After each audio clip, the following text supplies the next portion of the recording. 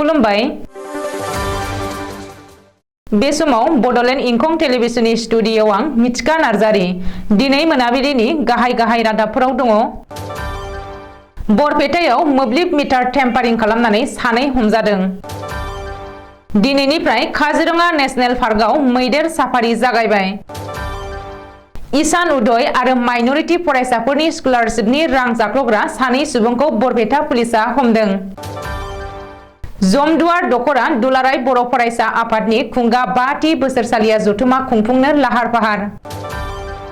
गसाइगावआव दिङा जाब्रथाय सानै आइजो गोमानानै दङ। बारग' गिबि मन्त्रि प्रफुल्ल कुमार महन्तनि न'आव मोब्लिब फोनांजाबनाय आरो दै जगायनायखौ दाननानै होबाय। फ्रेन्सि बसुमतारिया बुहुमनां मोसानाय बादायलायनायाव ब्रन्जनि मेडेल देरहादों। तामिलनाडुआव गोबां अखा हानायजों दैबाना, मोनस्नि जिल्लायाव फरायसालि बन्द। छठ फुजा फोरबोआव बिहाराव गासै सा 53 सुबुङा दैयाव गबनानै थैदों। दानिया फैदो आबुं रादाबाव।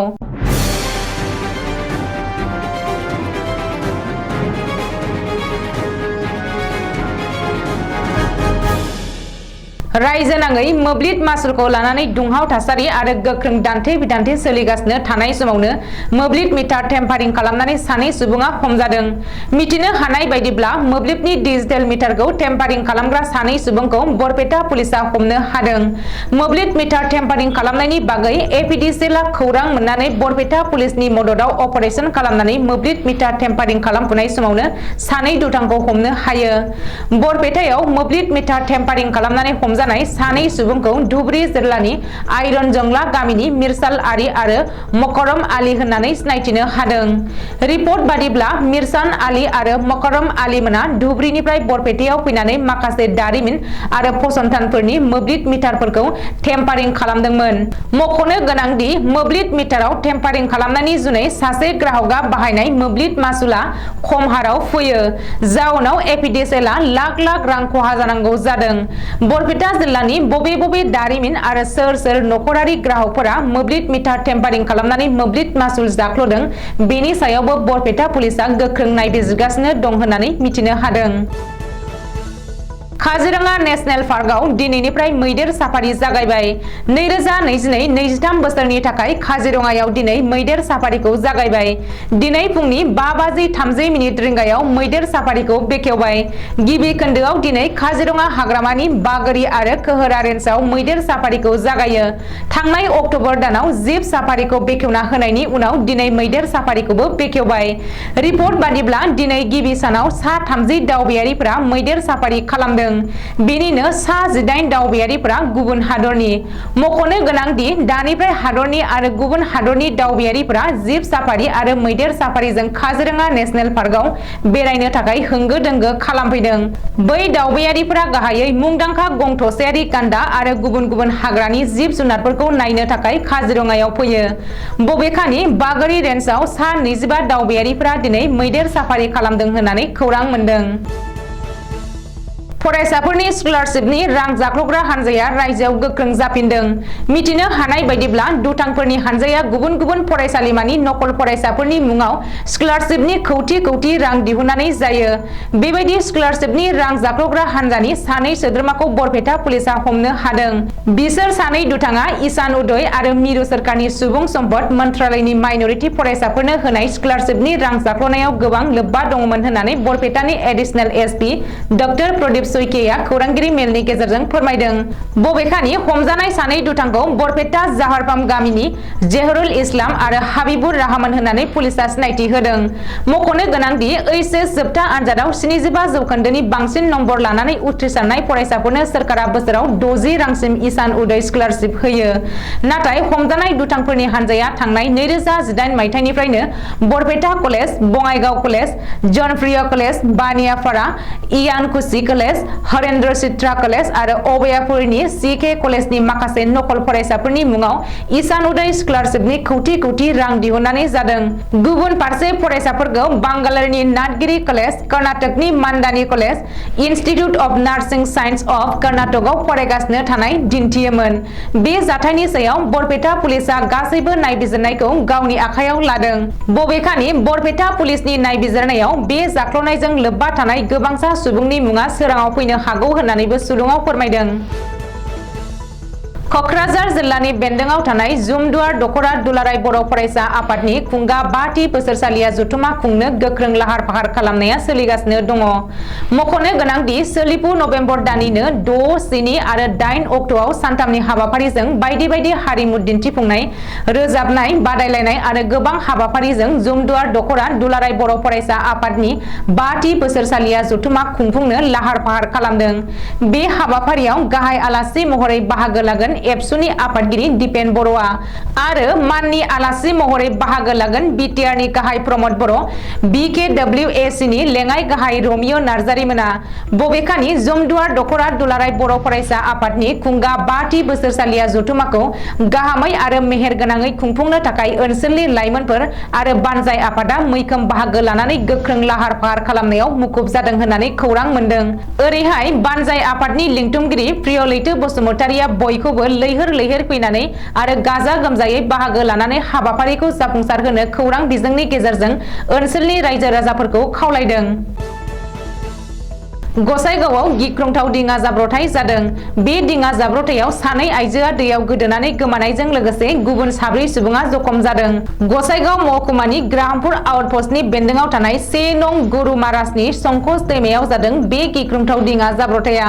बबेखानि गसाइगावनि संकस दैमायाव जानाय दिङा जाब्रबथायाव गोमानाय सानै आइजोखौ 1 नं गुरुमारासनि रहिम शेखनि फिसाजो रमिसा खातुन आरो गुलाम हुसेननि बिसि साफिया बिबि होननानै सिनायथिनो हादों। ओरैहाय दिङा जाब्रबथायाव जखम जानाय 4 सुबुंखौ सुपर्णा साहा 13 बोसोर, तृप्ति साहा 22 बोसोर, आलिपुर दुवारनि प्रसेनजित साहा 35 बोसोर आरो सन्जीब साहा 32 बोसोर होननानै सिनायथिदों। जखम जानाय 4खौबो आलिपुर दुवारनि गंसे देहा फाहामसालियाव थिसननाय जादों होननानै खौरां मोन्दों। मिथिनो हानाय बायदिब्ला संकस दैमानि बालिसरनिफ्राय दंफांनि दिङाजों बन लानानै थांनाय समावनो बे जाब्रबथाया जादों। ओरैहाय बे जाथायनि बागै खौरां मोननाय लोगो लोगो गसाइगाव महकुमा पुलिस आरो SDRF बिफाना जाथायसालियाव थांनानै रेस्किउ अपारेशन खालामो आरो दिङा जाब्रबथायाव गोमानाय सानै आइजोखौ नागिरहैयो। बारग' गिबि मन्त्रि प्रफुल्ल कुमार महन्तनि न'आव मोब्लिब फोनांजाबनायखौ दाननानै होबाय। दिनै दाननानै होदों प्रफुल्ल कुमार महन्तनि न'नि मोब्लिब फोनांजाबनायखौ। दिसपुराव थानाय गोजाम सोरखारि MLAफोर थाग्रा न'नि मोब्लिब फोनांजाबनायखौ दिनै दाननानै होबाय। मिथिनो हानाय बायदिब्ला बारग' गिबि मन्त्रि प्रफुल्ल कुमार महन्तनि न'आव मोब्लिब फोनांजाबनायजों लोगोसे दै जागायनायखौबो दाननानै होबाय। बारग' गिबि मन्त्रि महन्तखौ गोजाम न'खौ नागारनानै गोदान MLA हस्टेलनि 5 आरो 6 नाम्बाराव थाहैनो बिथोन होदोंमोन। नाथाय महन्तआ बे बिथोनखौ गनायैनि थाखाय मोब्लिब आरो दै फोनांजाबनायाव दाननानै होयो। रिपर्ट बायदिब्ला आसामनि बारग' गिबि मन्त्रि प्रफुल्ल कुमार महन्तखौ गोजाम न'खौ नागारनानै गोदान न'आव थांनो थाखाय गोबां खेब बिथोन होदोंमोन। नाथाय थांनाय 6 दाननिफ्रायनो होबोनाय बिथोनखौ गनायैनि थाखाय मोब्लिब आरो दै फोनांजाबनायखौ दिनै दाननानै होनाय जायो। बडलेण्ड हालाम आरो बर' हारिनि थाखाय गोग्गाथाव खौरां। बाक्सानि सासे मोसाखावरि लाइमोना बुहुमनां मोसानाय बादायलायनायाव बान्था मोननो हादों। बाक्सा जिल्लानि सदर थावनि मसलपुरनि सिङाव थानाय मेदा सारुकुसिजार गामिनि बिजु फुकन बसुमतारी आरो पुनम बसुमतारीनि फिसाजो बरमा सेन्ट जन सेकेन्डारि फरायसालियाव थाखो 9आव फरायफुबाय थानाय फरायसुलि फ्रिन्सि बसुमतारीया थांनाय 30 अक्ट'बराव थाइलेण्डआव जालांनाय IIGF इन इन्टारनेशनेल डान्स चेम्पियन सिजन 4 नि फ्री स्टाइल मोसानाय बादायलायनायाव ब्रन्जनि मेडेल देरहानो हानानै बडलेण्ड हालामजों लोगोसे बर' हारिनि थाखाय गोग्गानाय लाबोनो हादों। बुहुमनि गुबुन गुबुन हादोरनि सा 250 मोसाग्रा बादायारिफोरा बाहागो लानाय बे मोसानाय बादायलायनायाव फ्रिन्सि बसुमतारीया ब्रन्जनि मेडेलखौ देरहानो हायो। थाइलेण्डआव खुंजानाय बे मोसानाय बादायलायनायनि सोमोन्दै फ्रिन्सि बसुमतारीया फोरमायनानै बुङो दि बे बादायलायनायाव मेडेल मोननो हानाया एसेबां गोरलै बाथ्रा नङामोन।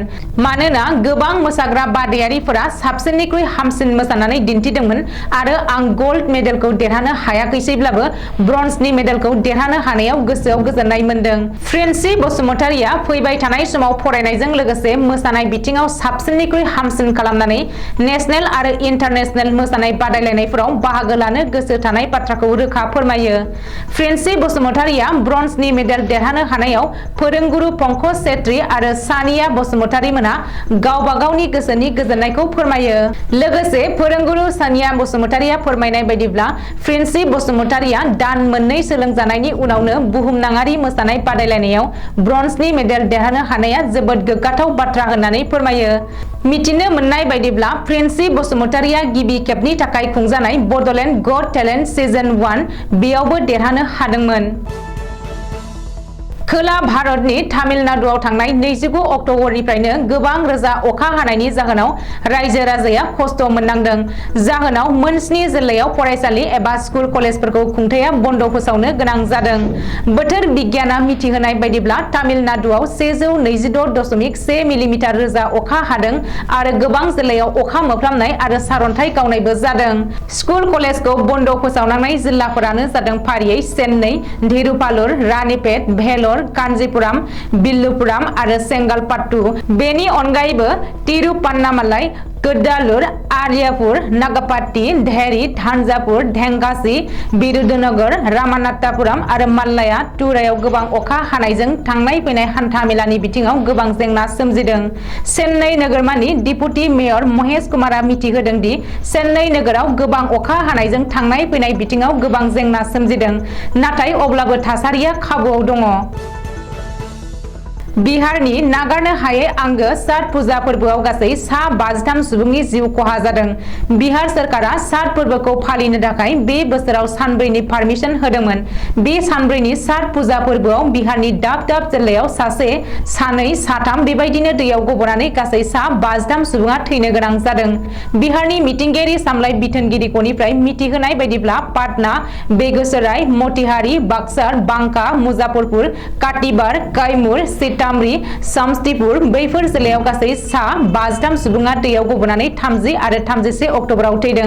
बिहारनि गिबि मन्त्रि नीतीश कुमारा दुखु मोननाय फोरमायनानै थैनायफोरनि न'खरनो साफायाव 4 लाख रां अनसुंथाइ होनो थाखाय मोनफ्रोमबो जिल्लानि जिल्ला बेंगिरिनो बिथोन हरदों। मख'नो गोनांदि बे छठ फुजा फोरबोखौ सा भारतनि गोबां रायजोआवनो जोबोद गाजा गोमजायै फालिनाय जायो। बिहार, उत्तर प्रदेश, उत्तराखन्ड, दिल्ली, मध्य प्रदेश, झारखन्ड आरो भारतनि नसुं हादर नेपालावबो बे फोरबोखौ फालिनाय नुनो मोनो।